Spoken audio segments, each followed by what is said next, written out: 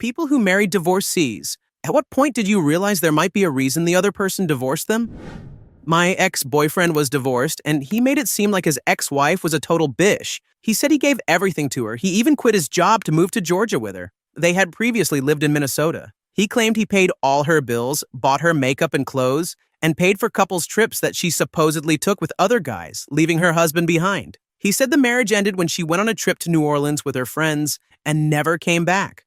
About a couple of weeks into our relationship, he became extremely possessive. I figured it was because he had been through so much with his last relationship, so I tried to overlook some of it. But it got so intense that he printed out a list of rules I was supposed to obey, which I obviously refused to accept. I wasn't allowed to go anywhere without telling him, and he had to have visual proof of my work schedule. It was ridiculous. So logically, I broke up with him. He was relentless. He kept showing up at my house and at my work, and it was humiliating. I finally threatened to get a restraining order, and he left me alone. A few months later, I got a Facebook message from a random woman asking if I was okay. I was like, yeah? Why? Who are you? It turned out she was the crazy ex-wife, except they were never actually married. They had been dating, and when she refused to let him pay her rent, he bought the house from the owner and refused to accept rent money from her. He bought a bunch of plane tickets and used his key to enter the house to leave them on her coffee table. She never went on any of the trips. She eventually moved, but he found her new apartment and left love letters in her mailbox. He even threatened her friends on Facebook, accusing them of stealing her from him. She finally got her own restraining order and moved far away, so yeah. This still creeps me out because sometimes I get the feeling that he's stalking me, but I know it's probably just paranoia. Story 1, I had my wife cheat on me and ended up meeting someone who seemed perfect. I thought I had hit the karma jackpot. She liked literally all the same things as me. When I asked about her past, I'd hear stories that sounded like abuse, but it was always implied like I was so scared I thought he was going to hit me. Then one night, she went mental on me. She got mad because I wanted to visit my daughter who was in the hospital, while she wanted to go on a date instead. She started throwing glass at me like rain. I tried to get away, but she came after me, clawed the back of my neck and yanked me backward by my collar, where I ended up on top of her. I pushed her away and got out. She called and started threatening me. Since I had hit her by falling on her, my options were either to come back to the house or she would call the cops and report me for abuse. I hung up on her and called the cops instead. By the time the cops showed up, she had bruises on her neck that she had self-inflicted to claim I had done it. She just hadn't called the cops yet. My hands showed no signs of aggressive force, and the back of the neck incident earned her a trip to prison. It was at that point I realized how duped I was. I knew she had been the reason for her previous divorce. I think this question implies that any divorced person is flawed. That isn't fair. If you've ever dated and broken up with someone, you're in the same exact boat. Divorce just often gets messy because there's legal follow-up. Story 2. A few months into my pregnancy, when his behavior became incredibly unkind, I asked him to handle cleaning the bathroom because I was feeling extremely ill, and even the thought of cleaning supplies made me worse. In front of his teenage son, he started mocking me. Wow, already playing the pregnancy card, huh? Remind me, how many more months of this do I have to look forward to? He and his son laughed at me while he acted as if it were all a joke. Things like this became typical. Once I reminded him about something I had asked him to pick up at the store. He said, "Why don't you crawl out of my A?" Again, bonding with his son at my expense. Another time, I asked what groceries he wanted me to get when I went shopping. He replied in a disgustingly condescending tone, "Protein, produce, milk. Do you really need it spelled out for you?" Near the end of our marriage, when I was at the end of my rope, I tried reasoning with him. I explained that it would help me feel loved if he asked about things he knew were happening during the day while he was at work. Appointments, me taking the kids to the mall, etc. He got in my face and said sternly, "It's not my job to validate your low self-esteem." That was the moment it really clicked for me. There was a very real reason. I was his third wife. And despite how many times he told me this, my inability to take a joke was not the cause of our problems. Story 3. I dated a divorcee who described her ex-husband as emotionally abusive and controlling. Her example, he gave her a monthly allowance and controlled all of the family's finances while she didn't even have direct access to the money she earned because he made her direct deposit it into his account. A few months down the road, I realized why things had been that way. She was absolutely terrible with money, irresponsible. Her cell phone was turned off multiple times because she forgot to pay the bill. She almost got evicted and had to beg for an extension on her rent. She spent hundreds on non-refundable plane tickets for a vacation she ended up canceling because she couldn't afford the rest of the trip, and so on. She had no budgeting skills and an everything will work out mentality. Sometimes everything will work out meant borrowing money from someone, me, her father, or her siblings. She wasn't mean-spirited or greedy. She wasn't intentionally using people. She was just subtly relying on others because she was so airheaded and irresponsible with money. She didn't understand basic financial management. She had auto bill pay set up to avoid missing bills, then would pull hundreds in cash because money keeps going missing from my account, and her bills wouldn't get paid because there was no money left. After services were shut off, she'd go pay in cash. I realized what probably happened in her marriage. She was so financially irresponsible that her husband had to put his foot down. I suspect he tried to set up rules to protect both her and the marriage. Direct deposit her paycheck and auto-pay the bills, leaving her with a limited cash allowance. Over time, you get $700 in cash to spend this month. All other money goes to bills, morphed in her mind into. He's only giving me an allowance like I'm a child. And you don't know how to handle your own finances became, he's emotionally abusive. Of course, I never met her ex, so I can't say for sure how he really was. Maybe he was an a-hole, but I could see why their marriage failed and why he divorced her. Despite being generally kind and well-meaning, she was just moronic when it came to money. Her airheaded, naive, life works out, be happy, no worries personality meant she never learned that waiting until services were shut off to pay them was a bad idea. I ended up breaking things off after she forgot about $400 I had lent her when she needed to borrow another $200 for a different bill. I honestly don't think she was lying. I think she genuinely forgot. 2 months had passed, and without me constantly reminding her, because I didn't want to be a nag, it just faded from her mind. She got upset when I wouldn't lend her. Just another couple $100. I realized I could never be with someone that bad with money. I couldn't raise kids with someone that bad with money. I couldn't build a retirement with someone that bad with money. So I broke it off. She wasn't a bad person. She didn't cheat or steal.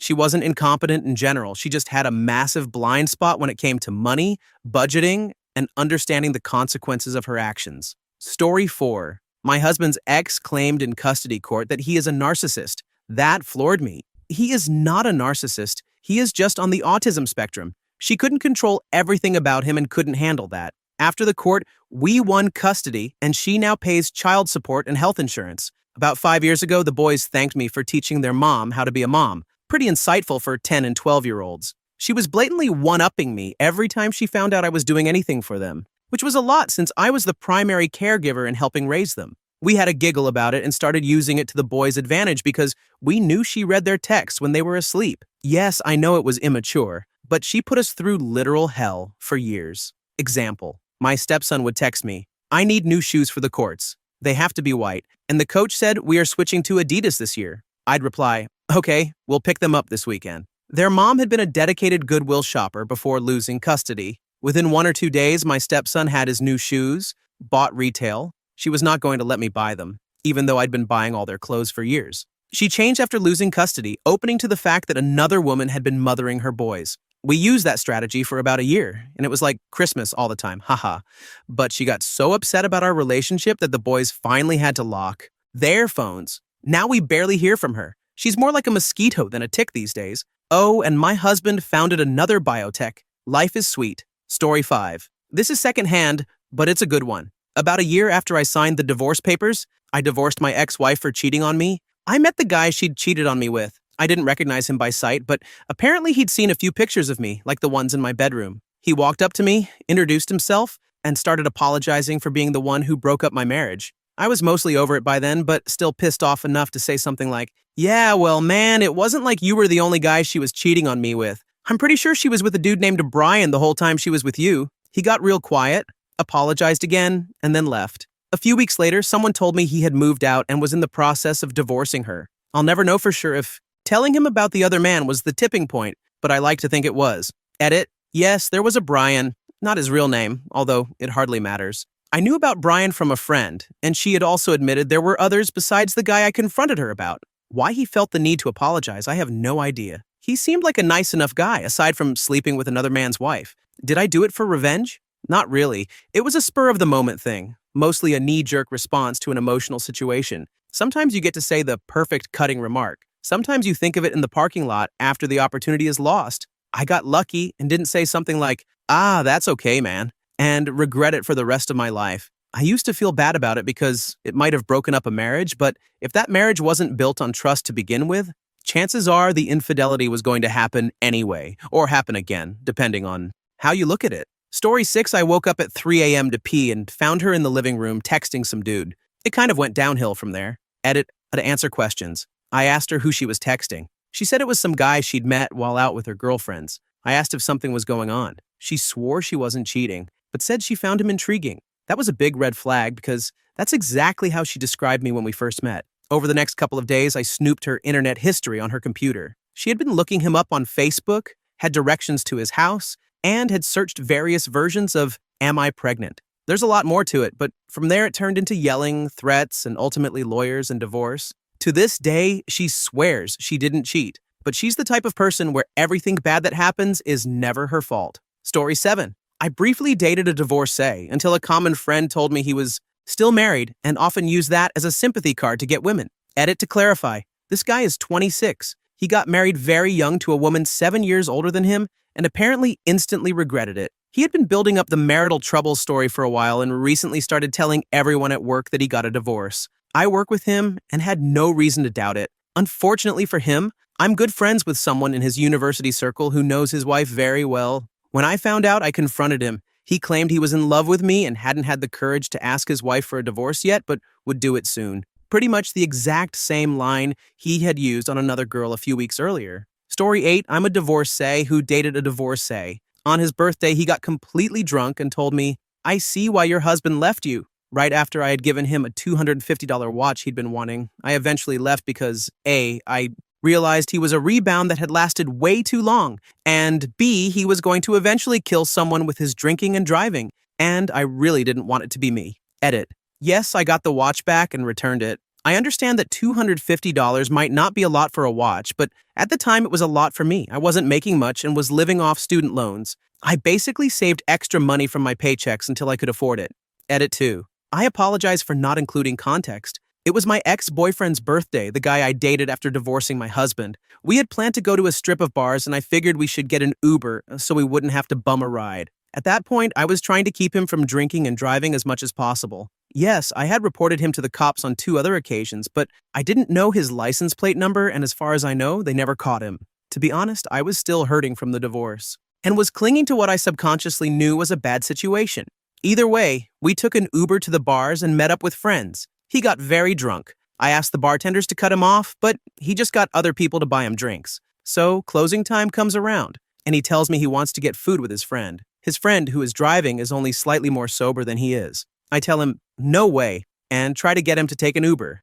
I suggest we can order food and just be comfy at home. But he's not having it. I finally tell him that I legitimately do not feel safe getting into a car with that guy. It's at this point that he starts yelling at me, telling me I'm killing his buzz, I'm ruining his birthday, and that he sees why my husband left me. It hurt a lot. He ended up getting in the car with his friend and leaving me there. I was in a popular area, so it wasn't hard to find a friend to pick me up. The next morning, he claimed he didn't remember. I dumped him and asked for the watch back. Story 9. A little different, I guess. My widowed mom started dating a guy in her Sunday school class who was recently divorced. Very quiet, but nice. Her friends in the class told her that he was never home, always hunting or at work, but that he was a nice man. They were warning her, not trying to scare her off. He and my mom got married. Still very quiet, but again, nice. It turned out he was just depressed. His wife of 25 years had been cheating on him with the same guy for at least half that time. He worked all the time or went on hunting trips with friends because he just didn't want to be at home.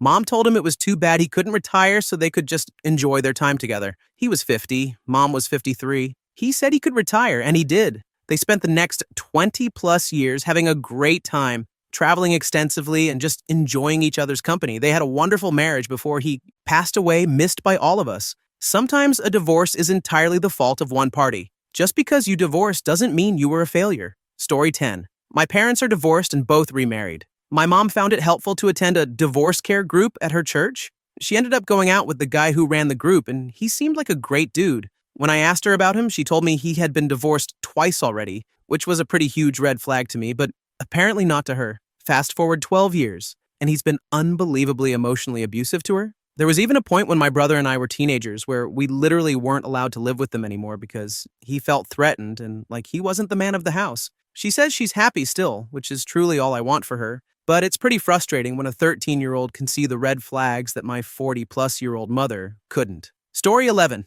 My ex of about 2 years was in the process of a divorce when we met. His wife was crazy, and apparently the reason for everything wrong in his life. This should have been my first clue to get the F out, but I was young. Yeah, live and learn. He had kids, and I would go to sporting events for them, and his ex-wife would be there the vast majority of the time. We started to get along, and he hated that. I didn't get it. Wouldn't it be easier for the kids if she and I had a good relationship? Oh no. Apparently we would compare notes on him, and that would ruin our relationship. We quite literally never talked about him. My eyes started to open. I was using his computer once, and his Google Calendar opened. There was an event on Valentine's Day the next week, which he had told me we weren't doing anything for due to money. Of course, it was his ex's fault. So I opened it. Okay, I shouldn't have been snooping, and the event was titled Day Ex-Girlfriend Broke My Heart. Now, this ex was prior to his 20-year relationship with his now ex-wife. I realized he never let anything go,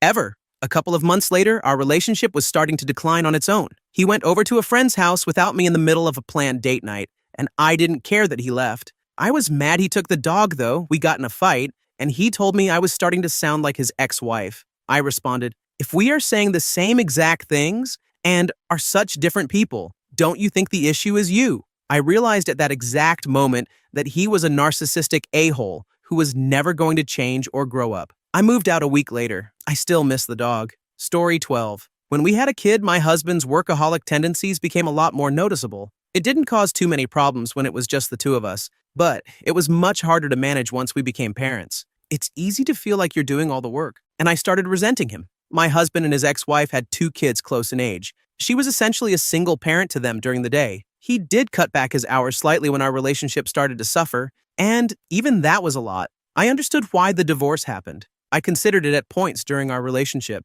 Edit. What is with the ridiculous assumptions? I never said I was a stay-at-home mom. I was also working. We were very ready for our son. We were in our 40s when we adopted him. He was planned, wanted, and we could easily afford to have a child.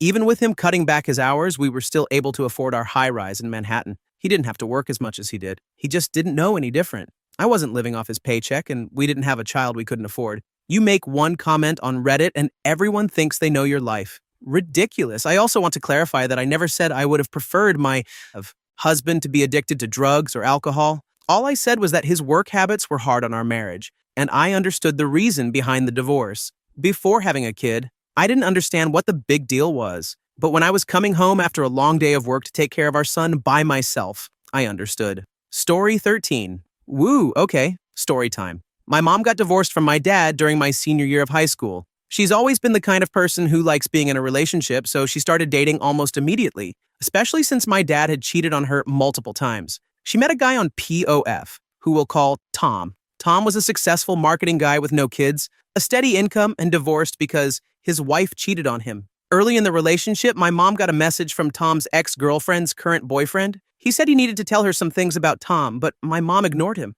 A year goes by and Tom seems normal. She moves in with him, and so do we since he has 2 spare bedrooms. He seemed chill and really nice. He would sometimes go through my mom's phone, she told me, but she thought all the good things outweighed the bad. Cut to election day. Things weren't going well for my mom and Tom. They were both liberal, and they'd been drinking. Tom threw a remote at the window and even called the police on himself. My mom forgave him. This is where things start to get weird. Tom started acting crazier toward my mom, mostly via text. On Christmas Day, she decides that we don't want to go to his sister's house because she's drunk. We open the trunk to his car to get the presents, and he drives off with stuff flying out the back. He apologized, but my mom was super wary at this point. Cut to New Year's. Tom is out of town and she texts him saying she wants to break up because he's blaming my autistic brother for the carpet on the stairs falling apart. He responds, "Get your friggin' kids out of my house." The next day, 8 people come over to move my mom's furniture while he threatens us over the phone. That was in January. Over the next few months, and still to this day, he sends crazy threatening messages to my mom. He even found out where we live so he could take the shared BMW that they owned jointly and sell it, even though my mom begged him not to. She finally got in contact with the lady's boyfriend from the beginning of the story. They shared stories, and my mom apologized for not listening sooner. My mom dated a normal divorcee who turned out to be a complete psychopath. Story 14. Hoo boy. Where to start? When I initially asked him why they divorced, his response was that she turned into a bitter person, gained 120 pounds, and was taking money without talking about it first. They weren't very well off at the time, and she ended up ghosting him after draining their joint account. We have both joint and separate accounts 5 years into our relationship, and 4 years after moving in together. We have a kid together. When I withdraw money from the joint account, he sometimes forgets about it and then has a sticker shock reaction when he checks the balance. It's definitely draining, but keeping post-it notes on our closet mirror helps remind him so he doesn't flip out. He had horrible eating habits before we met, and his mother said he was always that way. We both have high metabolisms, but when we're tired and it's dinner time, my idea of a quick meal is tuna salad and fruit, while his is a double quarter pounder. I can see how his ex got lazy about her eating habits. He gets very burnt out at work and often gave up after work on cooking healthy. He's a lot better about it now since we have kids and that crap won't fly anymore. He's also pretty cynical, but so am I. She didn't know how to take a joke, constantly overanalyzed everything he said and took everything personally even when it wasn't meant that way. I understand that too if you're not used to or don't like that type of personality. We all have our quirks, and I love him more every single day. Sometimes personalities just don't match, and that's okay. But stealing someone's life savings and indirectly forcing them to file bankruptcy after losing a house to foreclosure by lying about making house payments? F you, Stacy. That hurt him. Everything else I can forgive you for. I can even thank you for leaving him. But F you for making him start over. Story 15.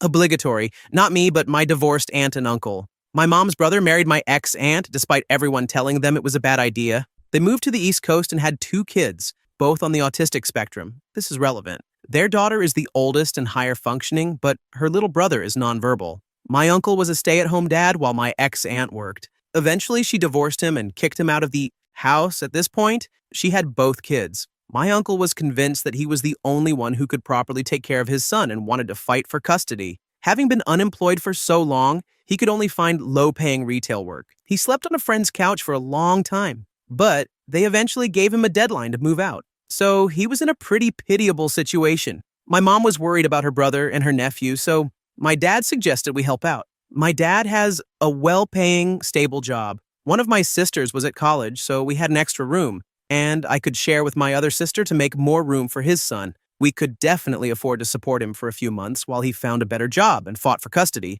Holy crap. This guy, literally every sound he makes is ear-splitting. Talking, whispering, sneezing, spitting out his toothpaste. Imagine being woken up by a cartoonish Petey from across the house. This guy has zero self-awareness. Actually, no, he was aware, just aware of all the wrong things. He could tell he was putting a strain on our lives, but instead of listening to how we needed him to help, he would help in his own ways. He did our laundry despite us telling him not to and destroyed several items that didn't belong in the dryer. My sister once asked him to carry a bucket of water for our chickens. Should have taken him 1 minute. 10 minutes later, he comes back with no bucket, asking her to move her car so he could use our truck to drive the water over. This is a grown, able-bodied man. And then there's his parenting. He had his son for visitation while negotiating custody. His ex-wife only wanted custody to spite him. She didn't actually want to take care of him. I don't know how this kid doesn't have diabetes yet. We were the only ones enforcing a healthy diet, not just pizza and crescent rolls,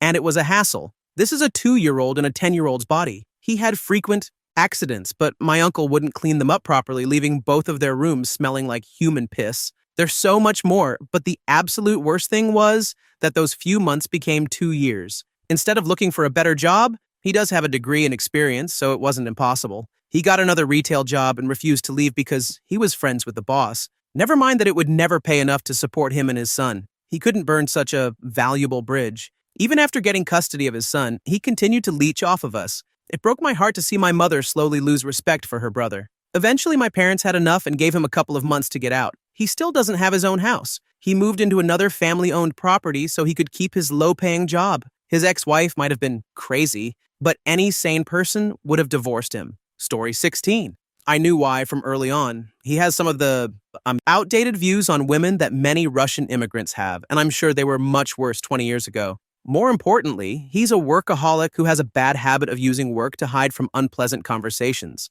He still does this, but I have a similar enough job that I understand his workload and can tell when he really does have a huge deadline, versus when he could tell his coworkers no and come home to help me out. His ex wanted a husband with a 9 to 5.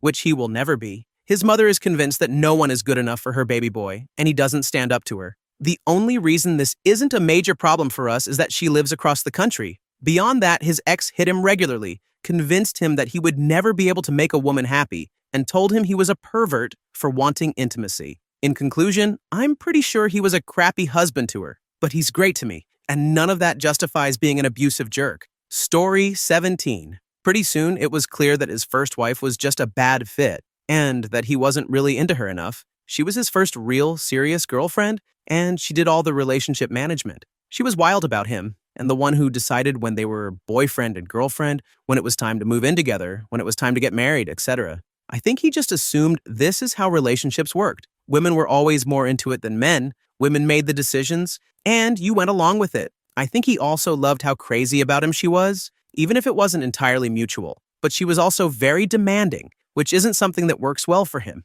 He wasn't too different with me than he was with her, to be honest, and I did find it frustrating. Even as full-grown adults, it took him about a year before he would refer to me as his girlfriend. And we dated for 8 years before deciding to get married, which is a long time when you're in your 30s. Many times I had to think, can I just be patient and wait because he's worth it? Or should I bail and find someone who is more focused on what they really want and will go for it? The choice I made is obvious, but it wasn't always easy to wait and do things on his timeline. Still, I know you can't rush people or make these kinds of decisions for them. We actually broke up after dating for about 9 months because he was so slow about these things. He always seemed ambivalent. This was pretty soon after his divorce. Maybe too soon, I now realize. He even said a number of times that he wanted to be able to make the type of committed promises I asked for, but just felt unable. So I moved on. Or so I thought. We broke up for a year, and I dated other people, but my ardor for him only increased rather than decreased. Still, I'm not sure we would have gotten back together if our paths hadn't crossed twice by luck. The first time we hooked up, I thought of it as a for old time's sake sort of thing, but then we bumped into each other again, and it was just fireworks. Still, I thought I would leave it as another lost weekend. A few weeks later, I called him and asked him out deliberately. We spent every weekend together for months before we decided to talk about what was really happening. Over the year we had been apart, he had recovered a lot, and was much more ready to be in a committed relationship, though it was still slow going. As for me, I had also cooled my jets a bit. I missed him and realized I'd rather have him slowly than not at all. Story 18. I just got out of a 4-year relationship with A. We had been living together for the last 2 years. He was very honest about being divorced and still getting over it when we met. His reasons for the divorce were basically that as soon as they got married, she acted like a different person and never wanted to be intimate with him. Not even on their wedding night. Even though he was the one who was so unhappy and neglected, she was the one who filed for divorce. Then she cleaned him out, coming by their house with all of his friends and taking everything they owned. This was the story I was told, and I fully believed it. I thought she was such a bish. Cut to us living together. I went through some health problems that killed my drive and made intimacy absolutely excruciating for me. Our 2 to 10 times a day routine, nope, not an exaggeration, sometimes even more, screeched to a halt. He was not at all understanding, and I ended up giving in and doing it with him most days. Even though it was so painful, I sometimes cried. Of course, that was apparently my fault too. Crying isn't sexy and really makes his stiffy sad. Doing that for months really damaged my idea of intimacy, and I still haven't completely recovered mentally in that aspect. It was at this point I started to realize that maybe his ex wasn't refusing intimacy for no reason. Maybe it was because he doesn't care to please the woman or even care if she's crying from pain. He just wants to get off at least once a day, and it's not his fault he has such a high drive. He could go cheat, so I should be happy to please him. Then we have the part where he claims he was the unhappy one, but she filed for divorce. Who the hell files for divorce if they're satisfied with the marriage? It couldn't possibly be his tendency to constantly be unhappy and blame it on her, or his mental and emotional abuse. It couldn't be the fact that even his mother warned me not to let him abuse me. It couldn't be his claims that he does all the work in life and the relationship, and that she does nothing, while he sleeps his days away, leaves dirty underwear and clothes strewn around for guests to step over, leaves dishes to sit and rot, doesn't take care of his body, and doesn't make any effort emotionally or romantically. Then we have the part where she supposedly cleaned him out when she left. When I left, he offered to pay me for all the work I had done on his house. I invested countless hours, weeks, and months fixing up his house that he had completely neglected. I removed old, peeling wallpaper, fixed walls, painted, installed new light fixtures, put on new cabinet hardware throughout, bought very expensive backsplash tile, did extreme landscaping projects. The list goes on and on. I said I wanted $1,000 and he insisted on $3,000. $3,000 is truly a fair number. It doesn't even account for the labor, which I never expected to be paid for. I also left him dishes, silverware, rugs, towels and sheets, curtains, things like that. Then what did he tell everyone? That I cleaned him out, took everything, and took his money. Never mind that I had to buy a new house while he sat back and didn't have to change anything because of the breakup. I had to live with friends for over a month because he wanted me and my son out of his house within a week of the breakup and even changed the lock so I couldn't get my things, pack, or see my dogs. Story 19. Never married or dated a divorcee, but I worked with a woman named Alice who was. We worked in a restaurant. I was a hostess. She seemed kind at first, but one day I sat one of her regulars in someone else's section, and she had a very angry half-hour conversation in which she recited cliched, intimidating one-liners, trying to scare me into quitting and calling me new girl instead of my name. I calmly told her that if I knew these people were her regulars, I would have sat them in her section. But since they didn't mention it, I followed the seating chart. Alice wasn't having it. I've been working here for 12 years. I know most of the people who walk in here and where they want to sit. Okay, Alice, good for you, but it's my third day, so I haven't exactly memorized everyone's regulars yet. And if they don't ask to be seated with you, then there's nothing I can do. I can't read minds. She went off. Keep in mind I was in my early 20s and she was about 35, yelling in the middle of the empty restaurant. Hosts came in a few hours early on the weekend to roll a few buckets of silverware for the servers, and she came in at that time just to tell me this. This whole story is a huge mess, I know, and thanks for sticking with me. I guess my point is, F you, Alice. If this is how you spoke to your husband, I see why he stopped liking you. Story 20. Yep, I was dating my husband when his ex came back and said she was 6 months pregnant. I stepped out of the picture entirely because I thought that if they had a chance to work it out, it would be best. Fast forward a few years, and he messages me on MySpace. I'm getting old. I asked how his family was, and it turned out she had cheated and left him alone with the baby. We got back together and married shortly after the divorce was final, which took 5 years, and we had another baby on the way. Now I have to mediate Skype sessions with my daughter and her biological mom. Birch was nuts. She got really offended that my daughter called me mom, and she stopped Skyping, sending cards or any gifts. It was obvious that she didn't want or wasn't capable of loving her own child. How could she have ever loved my husband? Then I found out she had wanted a late-term abortion at 7 months. Preemies can survive around 5 months. They would have had to remove my daughter piece by piece alive. And she wanted that. I mean, I am pro-choice, but you have to take care of that before it becomes an actual baby. Who would do that? She is a cold-hearted bitch and so selfish. She did ask for custody because her mother wanted to get more welfare. The judge laughed in her face. Thank God we broke that awful cycle by raising my daughter in a loving household. We are finally getting child support. She's 12, and her biological mom fought it the whole time. Story 21. My realization was less about my spouse and more about my mother-in-law. My mother-in-law behaved sweetly before we were married, but she didn't bother keeping up the facade afterward. Her tactics are so intrusive that I've realized my spouse's previous marriage probably never had a chance. They married relatively young, and I couldn't imagine anyone that young dealing with a seasoned aggressor like my mother-in-law. Her interjections have been a huge stressor. Luckily, my spouse makes a conscious decision to support me instead of her, which has created a new set of problems, because she now tries to isolate me when she unleashes. If my spouse and I weren't as compatible as we are, I'm not sure our relationship would have survived my mother-in-law. Story 22. I dated a divorcee. She had seemed to quickly start dating a handsome, inspiring, heart of gold young man not long after the divorce, one she had been working closely with on her job. She denied cheating, but I feel like her personality was one that would take any infidelity to the grave. Saving face and reputation were extremely important to her. I entered the scene maybe 3 months after this young man broke her heart and moved across the country, 2 to 3 years after the divorce. Suffice it to say, although she was very good at going through the motions and appearing to care about me, she was still very much hung up on this young gentleman beneath the surface. I didn't realize it at the time. I was very much head over heels and not mature or experienced enough to have a sense of these types of situations. She's not evil per se, but it was kind of a crappy move to enter the dating pool when one is not yet emotionally available. Something far too common for people to do. Story 23, I dated a guy briefly after my divorce. He had just gotten half custody of his kids after not seeing them for almost 2 years. He said it was because his ex was psychotic. Apparently, she left him on his birthday and just disappeared for no reason. He went on about how outrageous the child support was that he was expected to pay, etc. He called her a dirty, yoga-loving hippie and said she was just totally out there crazy. Whatever, lots of guys say this kind of stuff, so I kind of brushed past it, thinking he was a little jilted. He kept trying to get me to come over and sleep there when he had his kids. His kids, who he supposedly hadn't seen in 2 years. I kept telling him it was inappropriate because I had never met his kids, and I didn't think they should see some woman coming over who they had never met.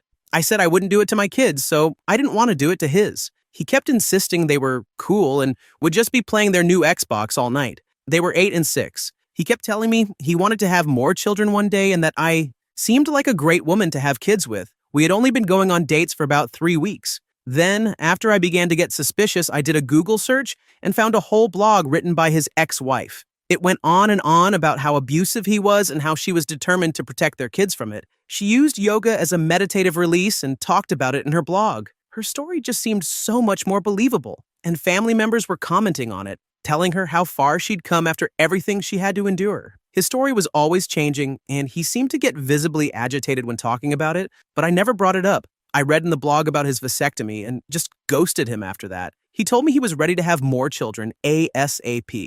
He was just such a pathological liar, and I feel so sad for his kids. Basically, everything that came out of his mouth was a self-serving lie, and I don't blame her for divorcing him. No thanks. Story 24, I married my high school sweetheart. She was divorcing her husband because he wanted an open marriage, which she absolutely did not want. Occasionally during my marriage, she would bring up how her ex would call her a liar and try to reinforce how honest and straightforward she is. After 7 years of marriage and suspecting at times that she was cheating on me, which I convinced myself was absolutely not. If she wanted to sleep with other guys, she would have stayed in an open marriage. I finally found concrete proof she was cheating.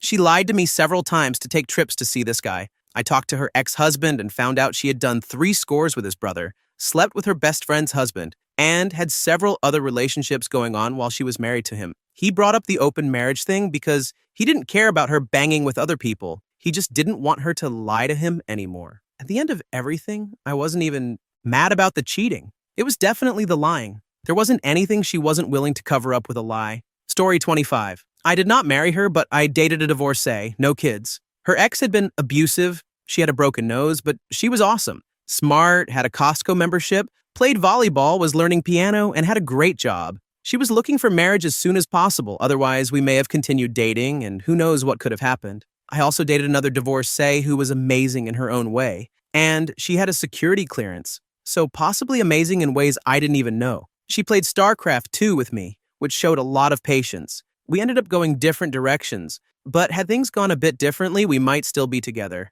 I would not necessarily paint divorcees as high-strung, crazy cheaters. Story 26. This isn't strictly in line with the question, but it involved me almost telling the next guy what he was in for and how his marriage to her would end. The first things people will ask you are, what is your name? What do you do for a job? Are you married? These are the major things that define you.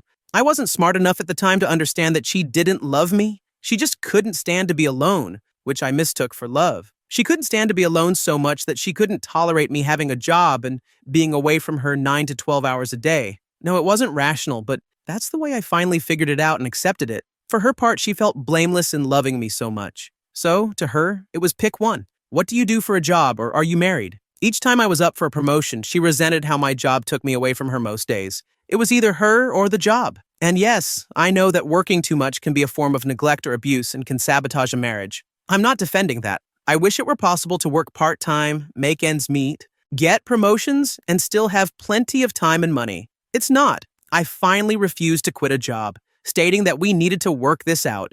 She divorced me. The guy she married shortly afterward angrily confronted me about the abuse. He never provided any specifics, so I have no idea what she told him. There was no way to rationalize with him, so I couldn't warn him about what he was getting into. Even though he seemed like a nice guy, they were both Christians, so, of course, in their view, divorce was unjustified in the absence of abuse or cheating. In a divorce, the righteous accusations of abuse or infidelity became a necessary addition or justification.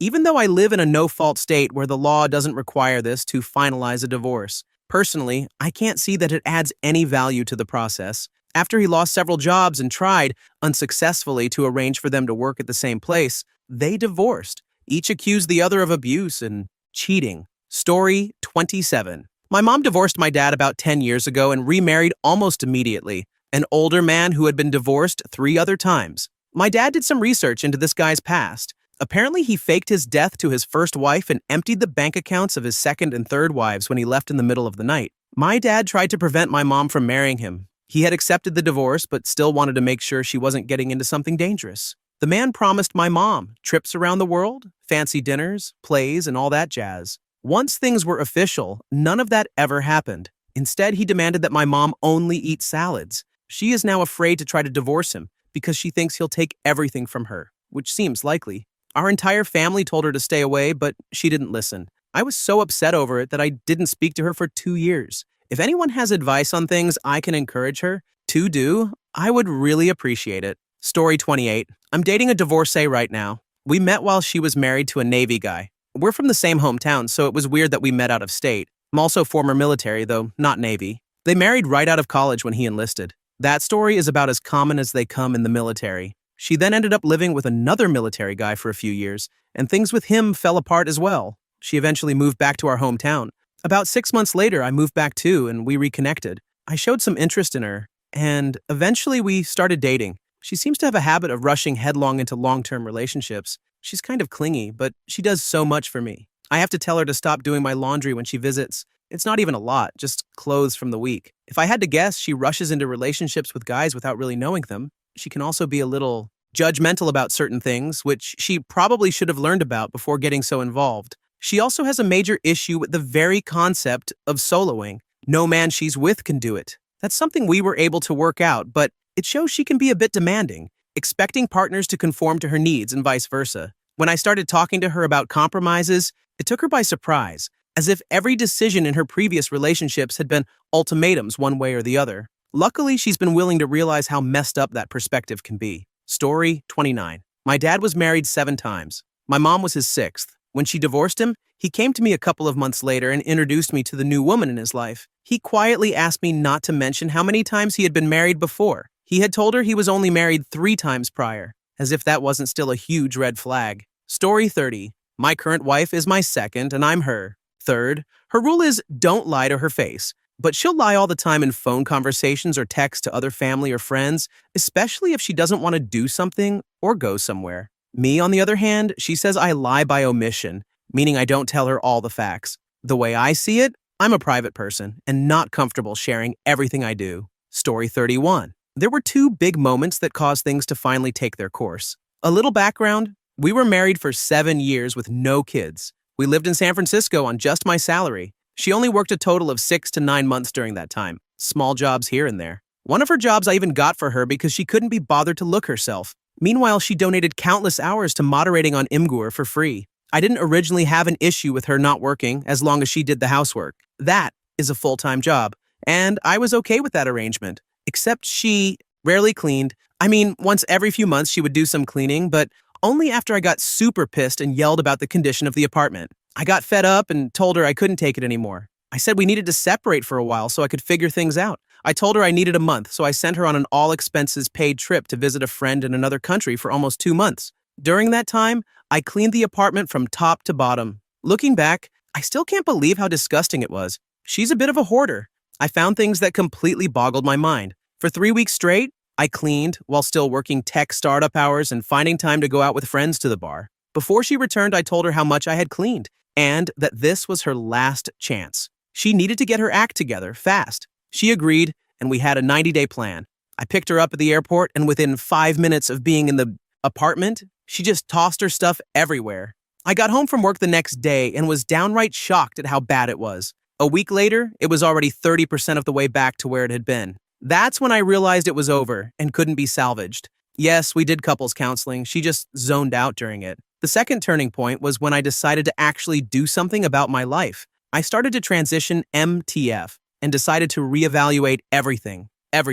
From the foods I ate, the friends I had, my Facebook connections, the 7-year fight with my sister, my health, and my marriage. I quickly realized I needed to remove all the toxic elements from my life. After a multi-day episode of crying on my friend's shoulders, I came home very calmly and explained to her that it was over and that she would be receiving paperwork within a few days. She knew it was over because in all the previous times I had been very angry and wanted her to move out. But I had always been reactive without a clear plan. This time was different. For the first time, she knew I was serious. She asked for more time and chances, but I explained that we were far past that point. I needed to take care of myself. It took another 8 months to get her moved out and finalize the divorce. I had to move all of her stuff myself. Friends helped, but it took forever because I had to sort through everything. She barely lifted a finger and just moved into a mutual friend's place. I also lost a massive amount of money in the divorce, and that part hurts the most. I procrastinated starting the divorce and my transition, and I paid the price. I am much happier now.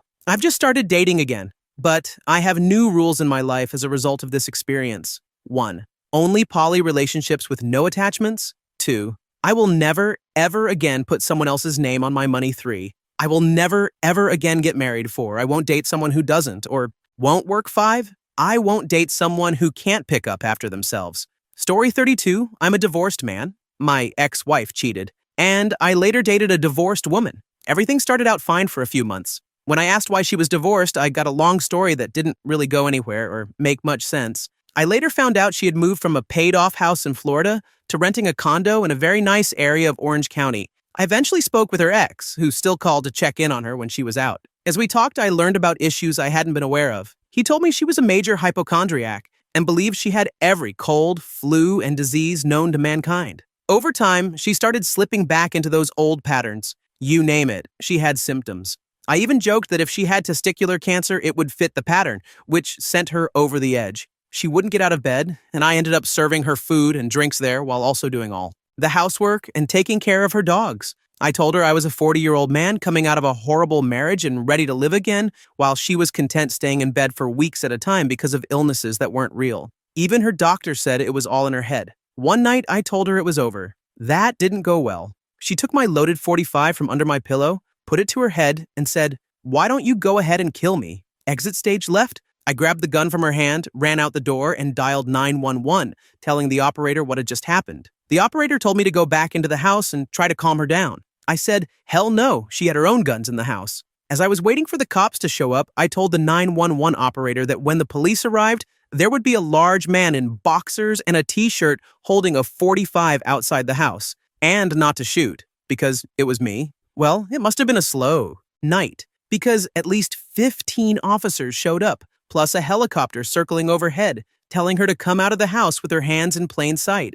I had to explain to the cops what had happened at least 10 different times. They finally took her and placed her on a 5150 hold. I had to move quickly. I moved all my stuff out of the house and stayed in a hotel for a while until I got my own apartment. I called her parents to tell them where she was, and I also called her ex. Both of them said, again. They flew out to get her, but she refused to go back to Florida with them. She tried calling and texting me, but I didn't want anything to do with her after that. I told her if she tried contacting me again, I would file a restraining order, and I never heard from her again. I wasted 6 months of my life with that wacko. Story 33. I think some people are not capable of loving themselves. They jump from one relationship to another to fill some sort of void. When the passion runs out and the hard work begins in a true relationship, they look for more passion because that's the easy part. Whatever or whoever comes along and is convenient. Why work on yourself to be better when you can suck someone else in and get a piece of that same satisfaction hearing it told to you? This can apply to dating or marriages. You're always left wondering what was real, what was said in the heat of the moment because it sounded nice. But we all have our flaws, divorced or never married. I dislike this question because it implies that someone who has been divorced isn't capable of having a successful marriage and carries those flaws with them. True relationships work when you love someone despite or even because of their flaws, both the ones you see and the ones you don't. Even if someone messed up a relationship in the past, that has no bearing on how you should feel about them going forward. The reasons you want to marry someone are because those flaws help make them who they are, and you love that person, flaws and all. Thank you for watching. If you enjoyed this video, be sure to give it a thumbs up, subscribe, and hit the bell icon so you never miss an update.